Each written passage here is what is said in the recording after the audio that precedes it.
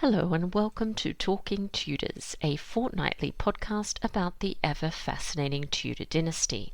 My name is Natalie Grueninger and I'll be your host and guide on this journey through 16th century England. Are you ready to step through the veil of time into the dazzling and dangerous world of the Tudor court? Without further ado, it's time to talk Tudors.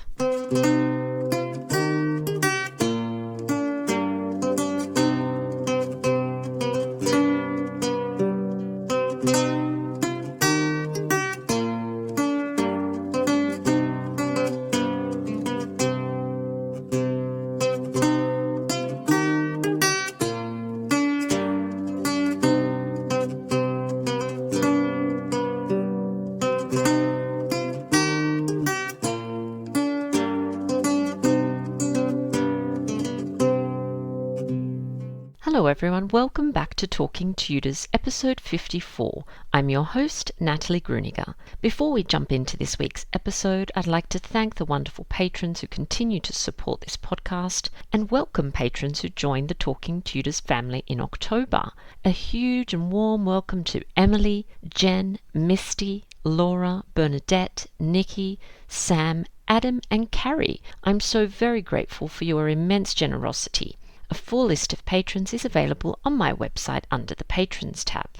If you love Talking Tudors and would like to show your appreciation and support the work I do, just click on the Be My Patron on Podbean badge on the homepage of my website www.onthetudortrail.com or click on the Be a Patron button on the Podbean app. Join the Talking Tudors patron family and you'll be automatically entered into our patron-only monthly giveaways. November's prize is a copy of The Raven's Widow, a novel of Jane Boleyn by Adrian Dillard. This is one of my favourite Tudor novels. A huge thank you to Adrian for sponsoring this wonderful prize. Now, on to today's episode. I'm thrilled that joining me on the show to talk about Anne Vavasour and Sir Henry Lee is Bart Casey.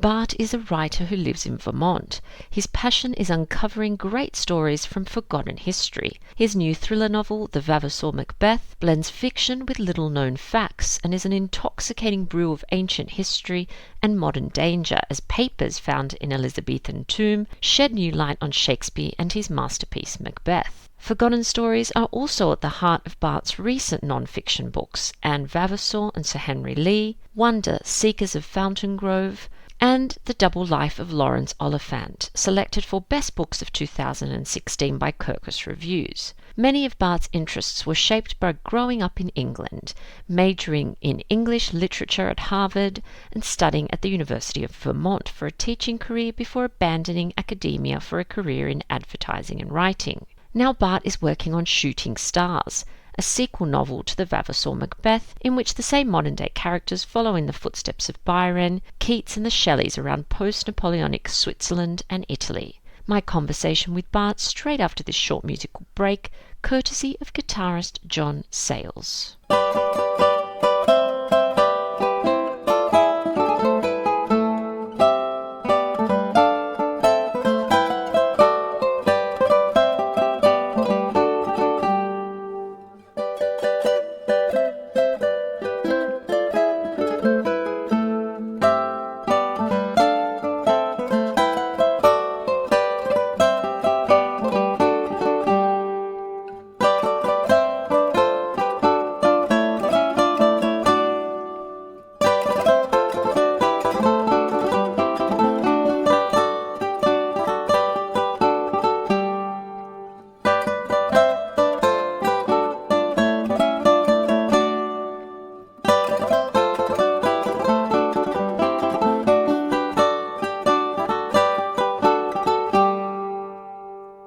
Welcome to Talking Tudors, Bart. How are you? Fine, thanks. Very good. Good to talk with you. Excellent.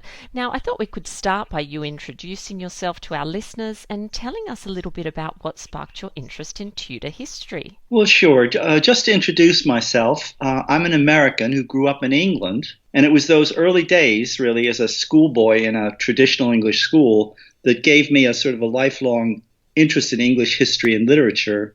And from that came my ongoing fascination with the Tudors. Then it was in graduate school that I ran into all the scholarly commotion about the so-called Shakespeare authorship question. That is, the question of who actually wrote the works attributed to William Shakespeare. And I spent a lot of time in the Tudor world sorting through the many curious and crazy conspiracy theories about that. Yeah, there are lots of fascinating theories. That's something I haven't personally delved into, but there's perhaps another episode for us in the future. Okay. But just out of curiosity, where did you live in England when you lived there? Right in London. Okay. We moved over in a long time ago, when 1957, and lived there for till like the mid 60s. And then I came back and went to school in America. And then when I worked in advertising for many years, I actually took my family to England and made them go to English schools too. So they've all recovered and they're still talking to me. And, but that was the experience that I think really made us all a bit of an Anglophile family. Excellent. Okay. And now you've written a number of books, including a non-fiction book about Anne Vavasour and Sir Henry Lee. So when did you first become interested in their story? Well, among all the people who doubt about Shakespeare's authorship, the Elizabethan courtier Edward de Vere, who was the 17th Earl of Oxford, is perhaps the leading candidate put forward to be the true author of Shakespeare's poems and plays. So I naturally made a detailed study of his life and literary remains, because there are various things that we are certain he wrote, to see if he really was a credible contender for that. And that's when I came across the little-known story of Anne Vavasour and Sir Henry Lee, because they had a connection to the Earl of Oxford. Now, you said the little-known story, and I totally agree with you. I've been immersed in the world of the Tudors for a long time, and to be honest, I've almost never heard about them. So who were Anne Vavasour and Sir Henry Lee?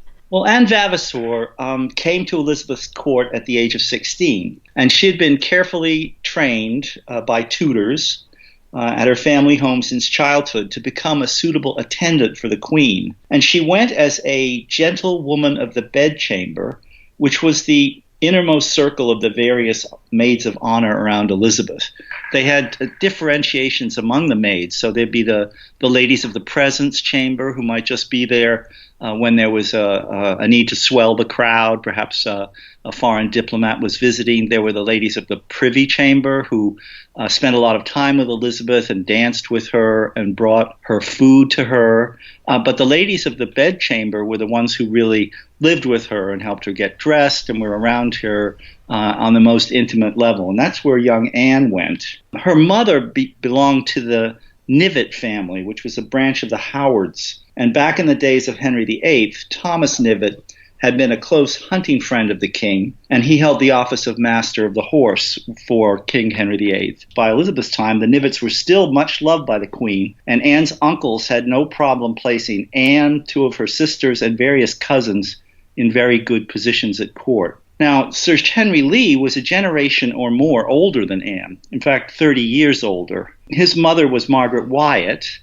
a lady-in-waiting and close friend of Anne Boleyn, who was Queen Elizabeth's mother, of course. And a family story has that Margaret accompanied Anne Boleyn onto the scaffold on the day of her execution, and poor Anne Boleyn handed her Bible to Margaret as a keepsake. Sir Henry Lee is, in the official pedigree, Sir Henry's father, and the Lees came to prominence at court after the Wars of the Roses in the time of Sir Henry's great-grandfather. Now, by rank, Sir Henry was a yeoman knight. He was not a duke or an earl or an aristocrat, yet in reality he was always in the closest circles around King Henry VIII's children, King Edward VI, Queen Mary, and Elizabeth.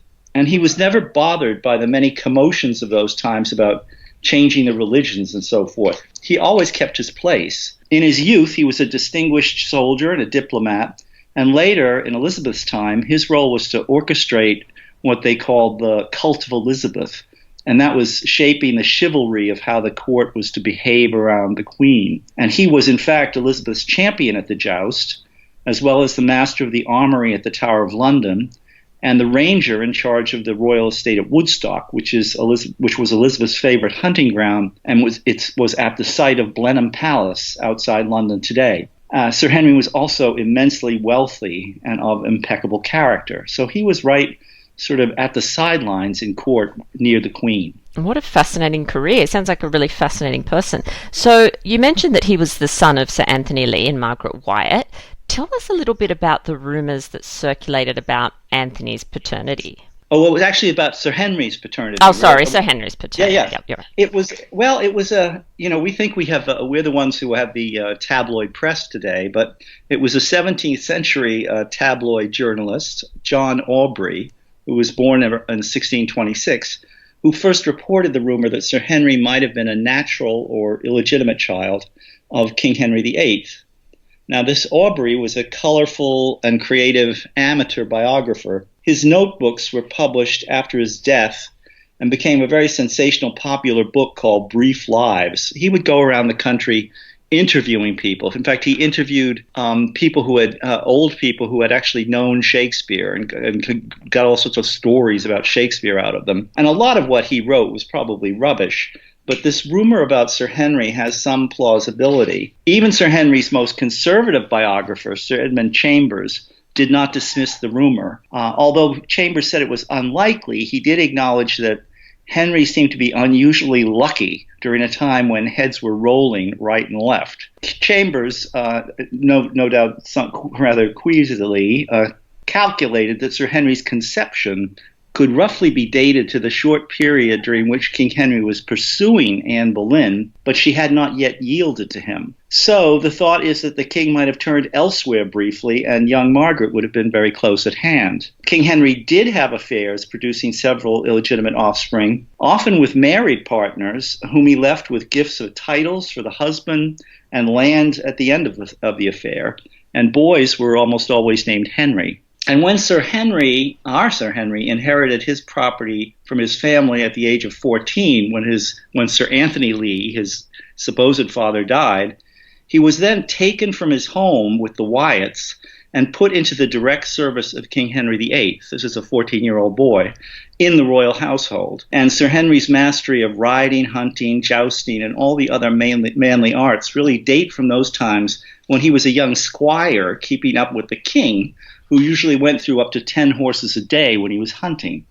So there seems to be some sort of special relationship there between Sir Henry and the family and children of Henry VIII. Do you know off the top of your head what year Sir Henry was born?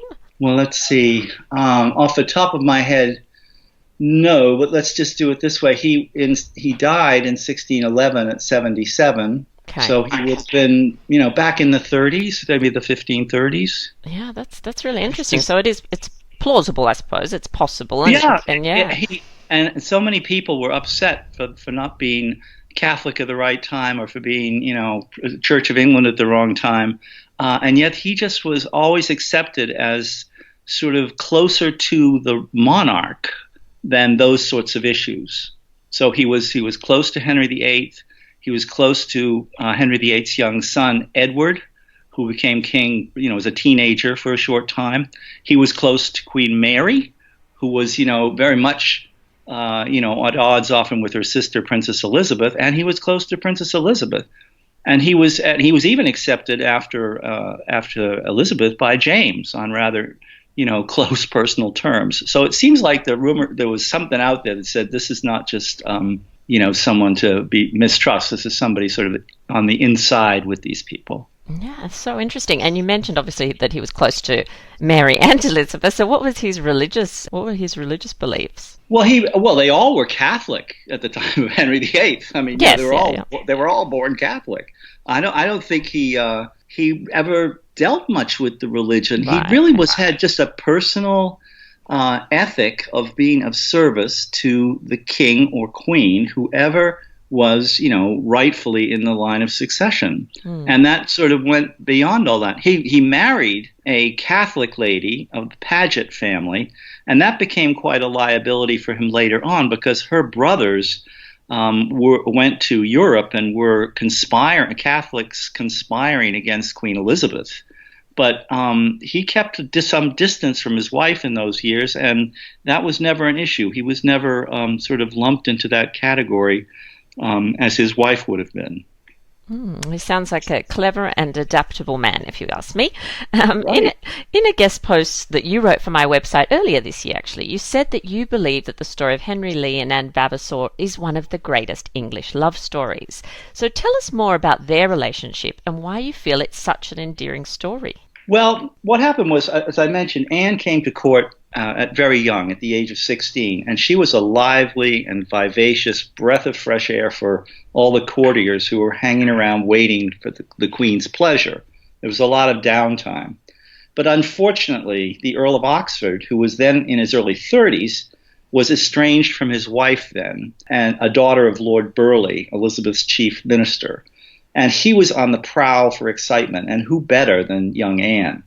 They were often seen together at court. They wrote poems together that have survived, and they apparently spent time together at one of Oxford's nearby seaside estates, because it's mentioned, that scene is mentioned in one of the poems that they sort of co-authored. And then, only about 18 months after she had arrived at court, she became the scandal of the season by giving birth to a bouncing baby boy in the maiden's chamber, which was immediately adjoining the Queen's own rooms. And Elizabeth was furious. Anne and the baby were sent to the Tower the next day, and search parties eventually caught up with the Earl of Oxford and took him to the Tower as well. Oxford was not popular at court, and most of the people were delighted at his fall. And poor Anne was ridiculed and ruined and seemed doomed to a greatly reduced life as a disgraced unwed mother. Oxford was banned from court for 2 years. He was the most senior of the aristocrats at court because his title was the oldest. He was the 17th Earl of Oxford at the time of Elizabeth. So, I mean, they went right back to the beginning. And he was the Lord Chancellor, which was a ceremonial role, which meant that he was the one who had to walk in front of the monarch carrying the sword of state whenever they walked around. So he had this sort of very key traditional role. So he was only banned from court for 2 years and eventually allowed to, come back. The Anne Vavasour's family, though, blamed him for Anne's troubles, and there was an epic brawl between his Oxford and his men and the Knivets and their men, and they gave Oxford a wound that then would keep him lame for life after that. The Queen ordered him to reconcile with his wife. He lost all his estates to debt, and the Queen gave him a pension to ensure he could maintain the veneer of his high role at court. So that was Oxford. He was a pretty sad character, and not a very likely candidate as Shakespeare, I might add. Now, while this was all going on, so there's young Anne, and she's, been had with Oxford and has a baby to prove it. Watching all this unfold was Sir Henry, and his own daughter had been the victim of a suitor who tried to kidnap her and force her to marry until Sir Henry had him caught and arrested. And Sir Henry did not think much of Oxford, and he decided that he would save Anne Vavasour as well. So in 1590, this is about maybe 8 or 9 years after the birth of the baby from Oxford, Henry was retiring from his position as jousting champion for the Queen. His wife and his 3 children were all dead, and he was facing very lonely years ahead.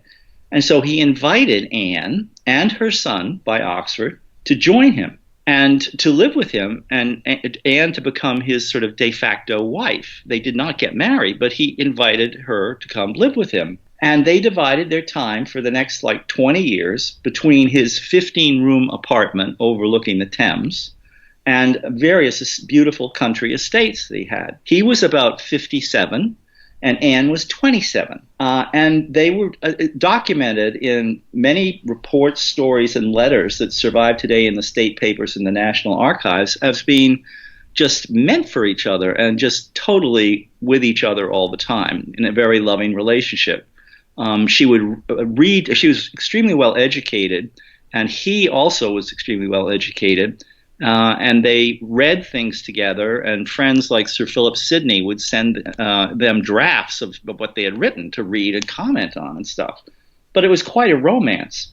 And then when Sir Henry died at approaching age 80, he left his money and the use of his estates to Anne for a period of 50 years or until her death, whichever came first. And she would have been about 47 at the time of this bequest. And she would have lived out her days as one of the richest women in England, although Henry's very distant relatives never stopped trying to get the money from her. But that's why I thought it was just a fabulous romance. It is, and it's partly why I love this period. The stories are so rich and wonderful, and you really couldn't make this stuff up, could you? Like brawls and kidnappings, it's just fantastic. Oh no, we really couldn't. It was these people really had a very high life. Wow, amazing. Now, I have a particular interest in royal progresses. I've done quite a lot of work, not on the Elizabethan ones, but on ones in the reign of Henry VIII. Right. So I'd love to hear about Elizabeth I's visit. She actually visited Sir Henry Lee's house during the progress of 1592. What do we know about that particular visit?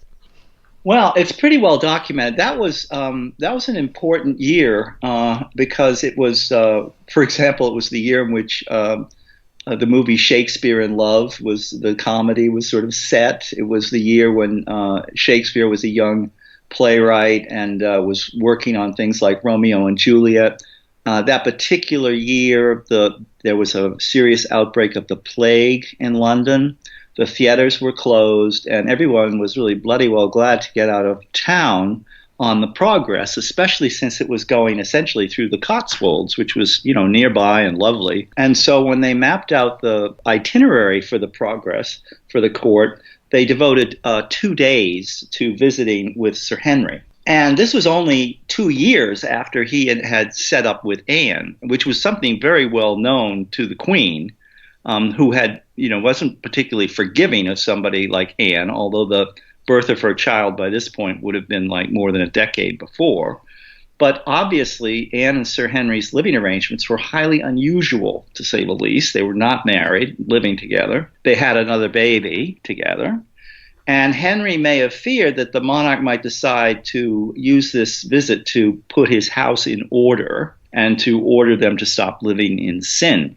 So he prepared 2 defensive weapons in advance of this. First, he had an elaborate 2-day pageant about the complexities of love written. And secondly, he commissioned a magnificent life-size portrait of Elizabeth. It's the one called the Ditchley portrait, where she's standing on a carpet map of England, and her feet are planted squarely on Sir Henry's estate at Ditchley. You can see the painting now at the National Portrait Gallery in London. And there are several Latin inscriptions around the figure of transcendent Elizabeth ushering in a sunlit day, in contrast to storms and lightning receding in the background. And the most interesting of these inscriptions is perhaps, "She can, but she does not take revenge." And in the pageant that he had written, the Queen and the court didn't realize that they were going to actually be in the pageant, because they were led around the grounds for 2 days to interact with quasi-mythological figures that pranced around the gardens. And as it began, the royal party found their way barred by an actor knight, and he forewarned them that the garden was filled with poorly knights and ladies, all imprisoned in trees and suffering from the pain of hopelessness caused by the inconstancy of women and the folly of men in loving them. So then, entering the garden, the Queen met a succession of distressed knights and speakers, and soon came to a lodge where an actor was set up to play a sickly old knight who was a proxy for Sir Henry, and he was stretched out completely incapacitated by love, but still able to belt out quite a speech. Then there came an intermission for dinner, more speeches and songs, and at the end of the first night, a lengthy debate between constancy and inconstancy. The next day, they picked up the whole tale again. The old knight that they had met the night before was now near death, and the Queen was led to him. Miraculously, he recovers due to her good graces, and the entertainment ends with a final speech declaring that the whole manner of love has been bequeathed to the Queen. Well, what people think now is that the pageant and the portrait were an elaborate way for Sir Henry to acknowledge, first, that he was an old knight, secondly, that he recognized the power and supremacy of the Queen, and finally, that he asked forbearance and forgiveness for his slavery to love, both love of the Queen and implied his love for Anne. And the thing was a delicate business indeed, but I think it's another sign that there must have been some family tie through Henry VIII between Elizabeth and Sir Henry, because the old knight just pulled it all off. And he really, they marched away from the progress, and he and Anne just had tacit approval to, carry on. And this is at a time when they were living in sin so openly was quite, an affront to the norms. But that's what happened with the progress. And I'm sure he paid 20 people to choreograph and write this thing. And in my fictional novel, I have Shakespeare as being one of the people involved. But of course, Shakespeare and everybody else was out of work because of the plague, and they were desperate to have something to work on. And in 1592, in September, Sir Henry had the greatest creative assignment for work in town. So that was what happened at the progress of 1592. Intriguing. And it does seem to support some sort of connection, a deeper connection between the two, because as we know, Elizabeth did not like secrets and didn't often forgive the women involved in those secrets, did she? No, she didn't. So it's quite remarkable. That is remarkable. That's fantastic. I love that story. Now, obviously Sir Henry Lee and Anne Vavasour, they outlived Elizabeth I. So did her death in 1603 and then the succession of James I affect the couple's relationship, and how did they get on with the new monarchs? Well, the good news continues. Sir Henry was well known to King James. He had been in several military engagements, patrolling the Scottish border. He had been up to Scotland quite a lot on business. And he was known to James. And on the occasion of the new king first arriving in London from Scotland, which he took several months, I think, to make the journey south, stopping off to see all the nobles along the way. But when he finally did get to London, it was Sir Henry who rode out of the city at the head of a welcoming troop of horsemen and was warmly greeted by James. So he was he welcomed him and was well known to him. And then later, James liked to go hunting with Sir Henry, who was still in charge of this fabulous estate at Woodstock.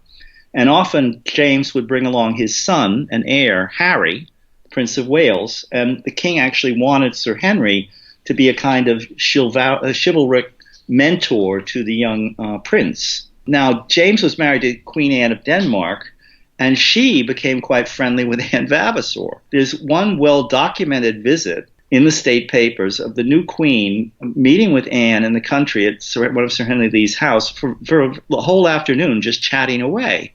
And afterwards, the queen sent Anne a very valuable jewel, valued then at about £100, which would have been a servant's wage for, 5 servants for 20 years probably. But she sent this jewel to Anne as a keepsake. And there are 2 paintings which are essentially companion portraits of Anne, Vavasour in one, and Anne of Denmark in the other. They were painted by the same artist in the same studio, with each of the ladies modeling the same new hairstyle. So it was like the girls decided to go off and have this done together. So they really got on very well. And I think Anne and Sir Henry were totally, he was very old, but they were totally rehabilitated in the Stuart court. Yeah, they must have been quite an extraordinary couple. You mentioned that Sir Henry Lee died before Anne, so he died in 1611, but Anne, I've read, is said to have lived well into her 90s and died somewhere in the vicinity of the 1650s. So what was her life like following his death? Well, the only records that survive are essentially about the attempts by Sir Henry's distant relatives to get the money. Right. No close relatives having survived him. Now, in the years immediately after the scandal with Oxford, and before she came to live with Sir Henry, Anne allegedly married a man named John Finch. He was a commoner. He was a member of the trading mission that was sent to the court of Ivan the Terrible in Russia, and he was thus absent for long periods of time.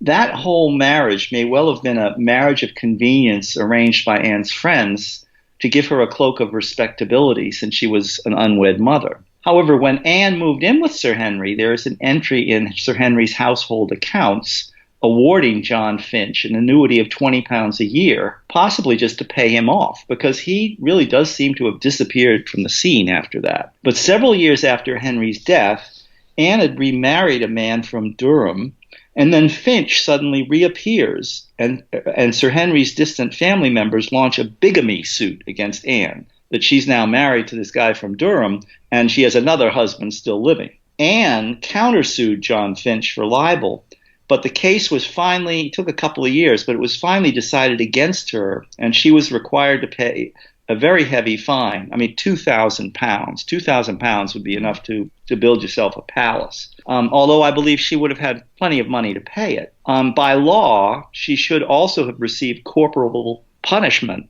flogging, as part of her sentence for bigamy.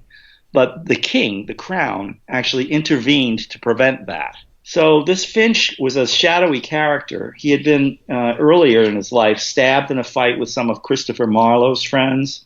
Right. He had been imprisoned for perjury after bringing false charges against his former boss in the Russian company, something he had been paid to do by a man who was trying to replace the boss. And I think probably Finch sought out Sir Henry's relatives and helped them get the idea of the bigamy charge, and no doubt received some of that money from the fines for himself. But after that, Anne's trail goes cold, although I do know where to pick it up again, but it would involve plunging into boxes of jumbled up old legal documents from the period that are at the National Archives in Kew, outside London, and at New College in Oxford.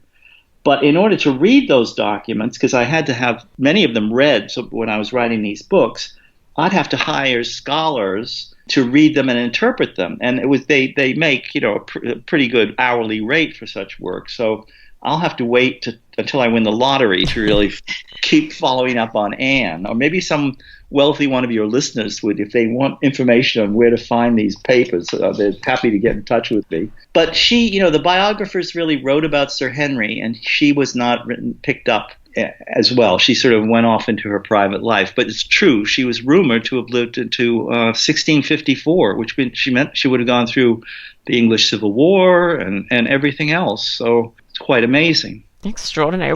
There are so many intriguing threads to this story. Like I'm picturing that this would make an excellent movie, don't you think? Like a big blockbuster. It would be brilliant. It would. I was just hoping that Reese Witherspoon would pick it up. She makes these. Yes, she does. Yeah. These about strong young women overcoming predators like Oxford. I mean, this is just perfect. So let's see. Well, yeah, it's a great story, and it's true. I mean, when you go to the National Portrait Gallery, they only probably have about 30 Tudor portraits up, and about 5 or 6 of them are about Sir Henry, and the whole story of the Ditchley photograph and the progress and the motives that Sir Henry was trying to accomplish are right there on the cards next to it, written up at the National Portrait Gallery, and around the corner from Trafalgar Square at the Guild Hall of the Honorary Society of Braziers and Armourers. They have companion portraits of Sir Henry and Anne on either side of the fireplace in their great hall where they have banquets and so forth. And the history is just so ever present with these people. I have no idea why other people haven't discovered the stories. And I hope there are other stories out there. I'm convinced there are, but this is a corker. This is fantastic, and I think it is time to bring it out of the shadows, and thank you for helping to do that. I'm actually, as you're talking, I'm picturing Sir Henry Lee's fantastic portrait. His personality really shines through, doesn't it? Oh, and there are portraits of him when he was young, too, and he looks like someone you would, if you were going to go into a fight or if you were going down a dark alley, you'd want him with you. Oh, yes, I think I know the one, yeah. He was no fop. He was like a real, he had been riding with King Henry VIII for 10 hours a day for 10 years or so. So he was pretty well conditioned. Exactly, someone to have on your side. Now, I know you mentioned your novel, obviously inspired by this incredible story, and I know that you're interested in lesser-known stories. So are you currently working on anything new? Well, I do think there's an opportunity for a better version of Anne and Sir Henry's story as a biography. What I did write, published in January, was a short ebook, but I could really see an illustrated edition because there are so many wonderful portraits of all the characters in the story. I mean, I think people would love to see what the Earl of Oxford looked like, what Harry, the Prince of Wales, looked like when he was in his armor hunting with, King James and Sir Henry. And there were those companion portraits of Anne, Vavasour, and Queen Anne of Denmark, and so on. So I could see a lovely sort of illustrated edition, not a coffee table book, but something that would be very compelling in making the story come alive. I haven't got any other Tudor stories in the pipeline yet, but I'm ever hopeful that I will. Fantastic. And where, if people are interested, I'm sure people now want to read more, they want to find out more, they'd like to read your novel. Where can they get more information on your books? Well, I think they're on my website, and certainly they are distributed worldwide. So, I mean, if you went into a bookstore, and they could, if they didn't have it, they could order it for you. And certainly a request to a local library would probably result in them ordering the book, because it's all in their distribution channels too. And if they hear people want a certain book, they would probably order it. I know it's in England, it's at Waterstones, and here it's at Barnes and Noble, as well as the Independent. So they should be able to get it. And already, sadly, I see that it's in the aftermarket, and you can probably pick one up on eBay. Okay. Yeah, it doesn't take long for things to end up on eBay. A nanosecond, and I'm certainly not begrudging anyone that, but it is available, and I think they will. I think you will like it. I did put a note in the back of the novel, very clearly delineating what was true and what was made up in the novel, and also giving people who want to find more a little sort of reading list about everything from the Shakespeare authorship question to Sir Henry and Anne. So that's a little note at like a 10-page section in the back, which explains what's real, what's made up, and if you really want to find out more about these people, where you would do so. That's so wonderful. That's really helpful. And I'll add links to your website and to other places. Okay, and there's even an audio book too. There's an audio book version of the novel. It is an American lady reading it, but we decided it would be better to read it in the fresh American accent rather than try and make up a British one. So it's still very good. She's a very good actress, and it comes through very well. So that's another thing. If you're driving in the car or something, it's fun to listen to. God knows I worked with so many editors to get it right that it actually reads pretty well. I'm sure it does, and I have it. It's definitely on my list. I will get to it. I can't wait, actually. Okay. So now, Bart, it's time to play what I like to call a little game of 10 to go. So these are just some questions to help us all get to know you a little bit better. So are you ready for your first question? Oh boy. Okay. Nothing scary at all. What is a favorite holiday destination for you? Oh, I love to go to London. Love to go to England. The Cotswolds, up to Scotland. I would love to come out to New Zealand. I have many times been to Australia and love your country. I had to go there for work. So I guess I do like to be able to have a little opportunity to speak English in a foreign place. But I suppose after all the countries where English is commonly spoken, France, something like that. But those I do like to travel that way. And what are two things that are on your bucket list? Bucket list. Okay. Well, I would like to go to some of the places where The Lord of the Rings was filmed in New Zealand. Yes. Yeah. And I think I probably would like to go to the Galapagos Islands and see what all those turtles are doing. Now, what is a book that you would recommend that most people read? What's a favorite book of yours? Oh, well, there's some curious ones. The History and Social Influence of the Potato. That was written by a gentleman in the late 1890s, I think. Then there's a memoir written by the Victorian author Edmund Gosse about his father. His father was a scientist and decided, with all the acrimony between the people who believed in Darwin's evolution and the people who believed in the Bible, he had a brainstorm and had the solution. And he said that, quite simply, and this was announced with great fanfare, this real thing was, yes, God created the world in 7 days, but he also created all the fossils. And he thought that this would be just greeted with the utmost acclaim by everyone. And he was tragically depressed for the rest of his life when it was sort of thrown out as not a good theory. So that's called Father and Son by Edmund Gosse. It's a very touching portrait of that story. And what's an inspirational place that you like to visit close to where you live? I know you live in beautiful Vermont, which is just stunning. So you've probably got lots of places. Oh, I like to go up to Stowe, Mount Mansfield, looking out over northern Vermont and on the ski areas up there. It's just beautiful. You're up high and just seem to be, it's very quiet. There aren't many people. It's just lovely. So on top of Mount Mansfield, Stowe, Vermont. What was the last book that you bought? Last book, wow, I bought like 3 I yesterday. can, yeah, I thought that might be the They case. were, they were they were all about a black lady who was an abolitionist in the 18 born in 1826, and she was born to a family in Salem, Massachusetts. And she became an orator against slavery in America. Then she spoke in England. And then she got very tired of being a crusader. She moved to Italy. She became a nurse and then an obstetrician and a surgeon and married a guy in Italy and is buried in the Protestant cemetery in Rome. And I just thought she had just a wonderful life, and I've been buying up books about her to try and possibly write another. That sounds like another extraordinary story. Okay, what do you like to do to recharge the batteries? Oh, I think go swimming and go for a walk in the woods. And what is your go-to comfort food? Go-to comfort food? Oh, salmon. Oh, okay. That's not what I was, not exactly what I was expecting, but very good. Okay, there you go. It's a healthier than pasta, which is what a lot of people say.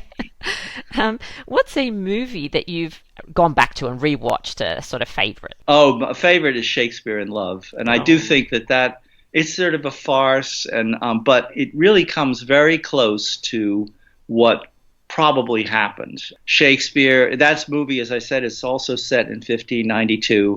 He's young and out of money and out of ideas, and he's working on a play called Romeo and Ethel, the pirate's daughter. And he goes into a pub where Christopher Marlowe's there, and he says, "Will, what are you working on?" He says, "Oh, I'm writing this play." And he said, I don't know. Why not make it about Romeo, an Italian boy who's always in and out of love and who falls in love maybe with his enemy's daughter or something." And I do think that's the way It happened, it happened. It was very collaborative and very, I think the movie really got it. So I'd recommend that to look at it again for all your Tudor followers, because I think it's pretty close to what it really was. It's been a long time. I do love that movie, but it has been quite a long time since I've watched it. So maybe that's one to add to the November movie list. But what are 3 qualities that you value in friends? Let's see, honesty, steadfastness, and humor. Yes, humor's so important, isn't it? That's so true. It is. So Absolutely. important. And lucky last, if somebody gifted you a time travel machine, where would you go? What year, what event would you like to see? What would you do? Well, I think could I take my shots and my modern medications with Yes, me? Because I think so. I would go right back to 1592, and I would find Will, and I would find Christopher Marlowe, and I would try and get to that pub and see what was going on. That's what I would really do. But of course, with no penicillin and no antibiotics, it would be risky business. But that might be worth it. Yeah, that sounds like a lot of fun. Now, the very last thing that I do on our Talking Tudors episodes, I ask all my guests for a Tutor Takeaway. So something that our listeners can go and check out after the episode. Could be a website, a film, a book. Do you have a Tutor Takeaway for us? Well, I've been talking about it, but I do think everyone should rewatch Shakespeare in Love. That's the Tutor Takeaway. That's a good one. I think everyone can do that. Yeah, and I think Tom Stoppard, who's one of our great modern playwrights, had a big hand in the play, in the movie script, and it's very well done. So I would recommend the guy played by Colin Firth, who in the movie is, I think, the Lord Wessex. He's actually probably based on the Earl of Oxford. He's that sort of a character. So it's very interesting that movie to get a lot right. Well, that's a great takeaway, I think. And Bart, thank you so much for making time to talk Tudors with me. I've really enjoyed hearing about all these extraordinary stories, and there's actually lots that I want to go and look into now. So thank you very much. Well, thanks for having me, Natalie. It's a great privilege, and I'm very happy to do it. Well, that brings us to the end of this episode of Talking Tudors. Thank you so much for listening. If you have any comments or suggestions or just want to say hi, please get in touch with me via my website www.onthetudortrail.com, where you will also find show notes for today's episode. If you've enjoyed the show, please share the podcast with friends and family and click on the all-important follow button so you'll never miss an episode. I also invite you to join our Talking Tudors podcast group on on Facebook, where you can interact with other Tudor history lovers and hear all the behind-the-scenes news. It's time now for us to re-enter the modern world. As always, I look forward to talking Tudors with you again very soon.